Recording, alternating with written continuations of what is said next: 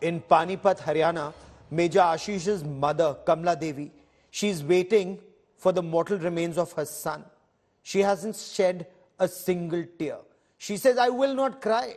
Her son, Major Ashish, Sena Medal for Gallantry, made the supreme sacrifice of his life for our country. And the country has lost a son, she says, not just she alone. Listen into Kamla Devi. मेरा बेटा सारे देश का बेटा था, सारे देश का चैता था मेरा बेटा, सबका प्यारा था मेरा बेटा। मैं ना रोऊं, मैंने अपना बेटा पाल का देश ताई दे दिया था। मन तो पाल का अपना बेटा देश ताई सौंप दिया था। And on the broadcast this evening, I want to put a question to you. Would you play cricket with the killers of your son? If not, then should we as a nation not move to cut off all ties, sporting ties, cultural ties with Pakistan, a country that uses terror as an instrument of state policy, and not just now, they've done that for decades. Should India not move to have Pakistan removed from ICC and all global sporting bodies, like South Africa was removed for apartheid? We debate that. I'm Gaurav Sawant. As always, let's get started with the headlines at 10.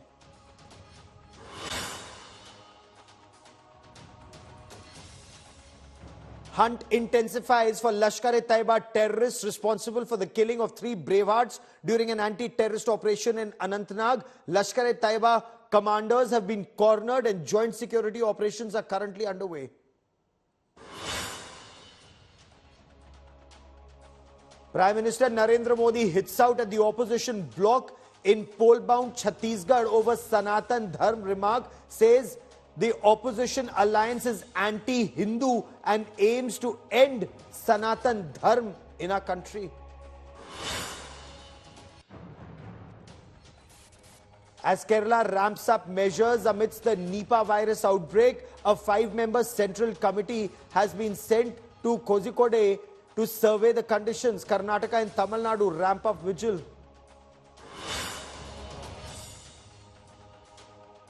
A private aircraft skids off the Mumbai airport runway with 5 passengers and 3 crew members on board. No casualties reported, but all 8 have been hospitalized.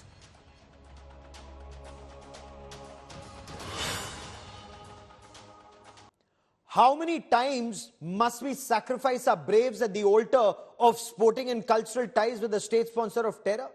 And look at the mindset of the Pakistani cricketers, and not just now. Remember Mushtaq Mohammed? 1978, he used to see Pakistan's cricket win against India as victory of Muslims over Hindus. Look at Imran Khan. He sees a cricket match as jihad for Jammu and Kashmir. Look at Shoaib Akhtar, who talks of cricket and Ghazwa-e-Hind. Don't we see this radical Islamist mindset of the Pakistani cricket team? Are they not all 50 shades of Hafiz Muhammad Saeed, despite their Oxbridge education in the case of Imran Khan? And let's also consider, if we play cricket with Pakistan, has it improved ties between the two countries? Has it reduced terrorism? I'll give you hard facts on India first. We played cricket with Pakistan in February 1999, and Pakistan attacked Kargil in May 1999. We played cricket with Pakistan, bilateral series, both countries, 2004, 2005, 2006.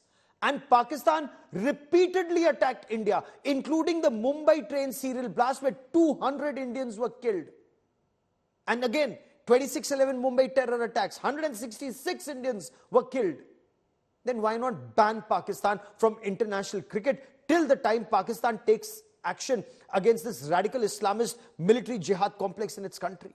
Let me bring some of the finest voices on this subject. I have Sushant Sareen with me. He's a senior fellow at the Observer Research Foundation, watches Pakistan very closely. I have Ambassador Prabhu Dayal, former top diplomat who's actually served in Pakistan, and Nikhil Naz is India Today's sports consultant editor. And Sushant Sareen, I want to begin by asking you, sir, from Muhammad Mushtaq to Inzamamul Haq, who spoke of trying to convert even Brian Lara to Islam, does this Does this, in your appreciation, does this not expose the radical Islamist mindset of the Pakistan cricket team, sir?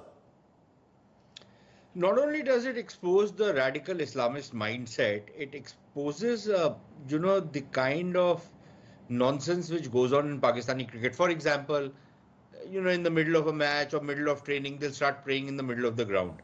Who does this? Tomorrow, should the Indian cricket team go and start doing bhajan mandali in the middle of the cricket ground? How is this even all right? What is this kind of exceptionalism which is given to them? And then we hear this nonsense, oh, cricket is a bridge between people. Yeah, of course it's a bridge. If it was left to Shoaib Akhtar, he would make a bridge of heads of Sachin Tendulkar and the others. You look at the way Afridi talks, if I'm not mistaken, to one of your correspondents. And Gaurav, let me be very blunt. Your channels also hold these joint programs of these takras and what have you, which are totally cringe if you ask me. Why would you even do that? So, there is this schizophrenia even within India that when it comes to cricket, and I find this absolutely bizarre and stupid that, what is the audit? People from the tribe of Mr. Dayal keep talking about people-to-people contact. Even Indian politicians keep talking about people-to-people contact. I always ask a simple question. Please give me any empirical evidence that this people-to-people contact that we've had with Pakistan, whether it's in the cultural sphere, whether it's in the sports sphere, whether it's on anything else, please give me any example, any empirical evidence that it has resulted in any change in the Pakistani mindset. Clearly not, but let me take this to Ambassador Dayal. In fact, Ambassador Dayal is of very strong views on terror state Pakistan. And Ambassador Dayal, your strong views perhaps stem from the fact that you've served in Pakistan. In your appreciation, sir, are these isolated incidents, of Mushtaq Mohammed saying it's victory of Muslims over Hindus, or Imran Khan looking at it as jihad for Kashmir? Or is this the mindset of Pakistanis, the Ghazwa-e-Hind and jihad mindset? Because whether it's a UN-designated banned terrorist like Hafiz Saeed or Oxford-educated Imran Khan, the mindset remains the same, Ambassador Dayal. Well, Gaurav, first of all, I'm disappointed that my fellow panelist, Mr. Sushant Sareen, has decided to have a go at me by saying that I favor people-to-people contacts. I favor people-to-people contacts if Pakistan were to become a normal country. Gaurav, on your channel earlier today in the 7:30 p.m. show, I categorically said that we have to go much, much beyond cutting off cultural ties and sporting ties. I said categorically, and you will vouch for it, that I said that we must break off diplomatic ties. In many countries where I served, people would say that you are telling us that Pakistan is a terrorist state, etc. Then why do you have diplomatic relations with them? Now, we have to ask the Pakistanis to shut down their embassy here in New Delhi, which is a den of spies. We should close our High Commission in Islamabad, bring our diplomats back here. We should cut off diplomatic ties. Then we must strengthen our defenses, because Pakistan will still try to infiltrate terrorists. And thirdly, we must make the international community fully aware of what Pakistan is up to, how it promotes terrorism globally, and we must try and isolate Pakistan, whether it is in the diplomatic arena or the sporting arena or any other arena. Fair enough. Let me also quickly bring in Nikhil Naz into this conversation. Nikhil, Muhammad Mushtaq in 1978 said Pakistani win over India's victory of Muslims over Hindus. Look at the statements of Imran Khan, Shoaib Akhtar, Shahid Afridi, breaking television sets to Inzamamul Haq, trying to convert other players to Islam. Now, surely these men are not true ambassadors of the sport. They are true ambassadors of terror state Pakistan. And why should they be a part? Why should Pakistan be a part of gentlemen's game when they send one team with terrorists and one team with cricket bats, Nikhil? Well, Gaurav, I mean, the examples that you quote, I mean, I'll have to tell you that those are stray examples. I'm here in Colombo covering the Asia Cup, and what you see on the cricket field is kind of an antithesis of what you see politically between these two countries. You are not going to see too many Pakistani cricketers speak in the same tone as some of those players that you mentioned. As far as the BCCI is concerned, what they can do, I think they've done their best by ensuring that there are no bilateral ties between India and Pakistan. India does not even go to Pakistan to play any sort of cricket. In fact, they push Pakistan to have the Asia Cup, which is now scheduled to be held in Pakistan, but is being held in Sri Lanka. They ensured that the Asia Cup was moved out of Pakistan. I think that's the best that you can do at the moment. You talk about globally, it may not be possible for a BCCI to exert their power and ensure that Pakistan is not part of the global cricketing calendar. So you only play them in multiracial tournament. I mean, you gave the example of South Africa earlier in the show, but that isolation of South Africa. Yeah, that's the point I was coming to. The world was committed. The world was committed that South African apartheid is unacceptable, and that is why South Africa will not play. Now, if we have the diplomatic heft, if we have the money power, and BCCI is supposed to be the richest cricketing body, and if we're supposed to be very powerful even in ICC, then Sushant Sareen, that power must show. The world isolated South Africa for apartheid. Let's isolate Pakistan for terror and bring the world along. And I want you to stay on the question I have asked. No taking on other guests is my request to all my guests. Go on, Sushant Sareen, on the subject. Gaurav, I don't want to take on anybody. In fact, but on the subject, Sushant Sareen, I have time. Time is at a premium. My request. Second, I need to clarify. Okay. I have breaking news coming in. I have breaking news coming in, and I have to rush to that breaking news. Hunt continues, and the hunt is intensifying for the Lashkar-e-Taiba terrorists. And I have the latest that's coming in from Jammu and Kashmir. Jammu and Kashmir's DGP Dilbagh Singh has just spoken exclusively to India today. The ADGP Law and Order, Vijay Kumar, he's made a solemn pledge.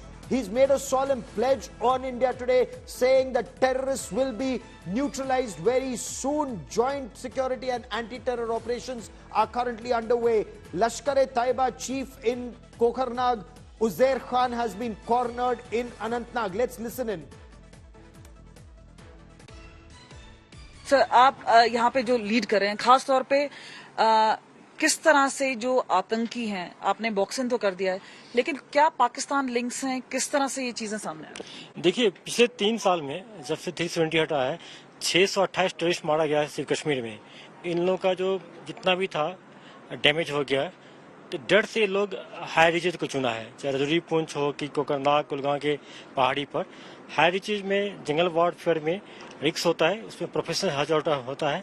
हमारे जिस sir ने भी बताया कि professional ढंग से पूरा proper cordon करने के बाद हमारे ऑफिसर हाइड्रोड की तरफ जा रहे थे. टेररिस्ट को पता चल गया था मूवमेंट से, उसने पहले फायर खोल दिया, इसलिए हमारे 3 शहीद हुए हैं. Cordon.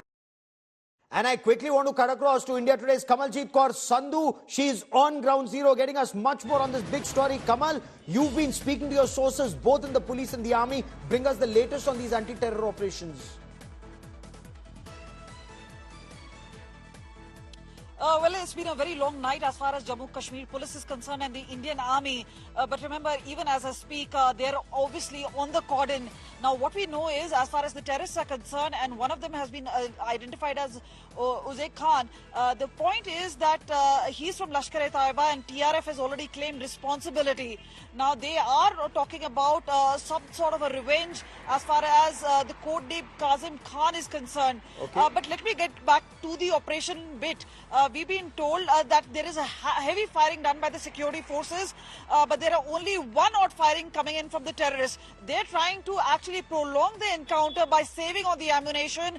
Meanwhile, the Indian Army as well as the Jammu Kashmir police, which is in the cordon now, are ensuring that they're boxed in. So they say by tomorrow morning is the time. There would be some good news coming in as far as the elimination of the two terrorists are concerned. And they've been saying there has been a tactical change. They've been taking up heights, whether it is south of Pir Panjal. So the operations have been mounted in Rajouri, in Poonch, and now they've chosen areas like Kokernag. But meanwhile, security forces are keeping the heat on the terrorists. Keep tracking that story, Kamal. I will come back to you for more. The terrorists are boxed in, and God willing, tonight will be their last night on earth. We'll get you more on that story. But Sushant Sareen, I want to come back to you. The world successfully isolated South Africa for apartheid. Surely Pakistan's state-sponsored radical Islamist terror is as serious, if not more, than apartheid. Does India have it in us to have Pakistan isolated internationally from ICC? Gaurav, if you look at how the economics of cricket works, almost 80% of the revenues of the international cricket comes from India, right? Which means that you hold the entire cricket industry in your hands, which means that you can actually push it. Now, I agree with what Nikhil was saying, there will be some pushback from other countries, that they don't want to isolate you. But look at how the economics will work. So there is this big tournament in which Pakistan is also going to be there. India says that regardless of what happens, we will not play Pakistan. Yes. So right now what is happening is that deliberately you put India and Pakistan in the same group. You try and have maximum matches before the knockout rounds between the two sides. You eliminate that. How much do revenues go down? And you say we will not play. We will ensure that we are not in the same group. Number one. Number two, we will not play them if they are in any, if there is even an elimination match, we will boycott it. What happens to cricket revenues after that? Okay, you've lost a tournament. Would you rather lose a tournament or would you rather lose your country? It's a simple equation, simple question to ask. This means, however, that you have to take some really tough decisions. You have to really push hard on this. If you are not willing to do it, then Gaurav, we'll keep having these conversations. It doesn't lead us anywhere. You're But absolutely right. Not only in cricket. I say you do it in television. I say you do it in music. I say you ban all Pakistani artists. You ban all Pakistani music. You come down like a ton of bricks on them. Absolutely. Come down like a ton of bricks on a state sponsor of terror and let people of Pakistan mount pressure on Pakistan's military jihad complex that you are being isolated only because of radical Islamist terror and Hafiz Saeed's 50 shades of Hafiz Saeed in Pakistan. I'll let that be the last word on the show because I've run out of time, but we'll track this story very, very closely. Is money more important or lives of fellow Indians that are being lost at the altar of this India-Pakistan ties? Think about it, deliberate, and accordingly, the nation must take a decision.